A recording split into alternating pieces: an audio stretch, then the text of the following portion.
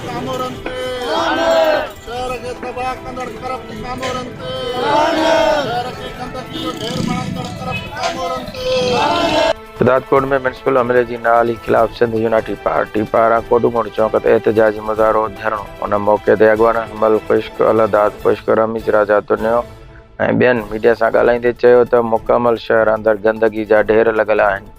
नाली ऐं गटरनि जो गंदो पाणी रोडनि रस्तनि ते बीठल आहे, जंहिं सबबि शहरनि जी ज़िंदगी मफ़लूज बणिजी वई आहे। गटरनि ऐं नालियुनि जे गंदे पाणी सबबि निमाज़ी ऐं सख़्त मुश्किलात जो शिकार आहिनि। उन्हनि वधीक चयो त म्युनिसिपल कमेटी में 400 खां वधीक वाइट कॉलर भर्ती थियल आहिनि, जेके घर वेठे पघारूं था खाइनि।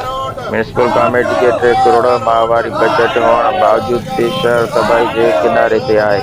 म्युनिसिपल कमेटी जा अमलदार रुगो बजट हड़प करण में मसरूफ़ आहिनि। हुननि आला अख़्तियारनि खां मुतालबो कयो त म्युनिसिपल कमेटी लाइ ईंदड़ 3 करोड़ बजट जी इंक्वायरी करे मुकमल बजट शहर जे सफ़ाई सुथराई लाइ इस्तेमालु करे शहर जी सफ़ाई कराई वञे।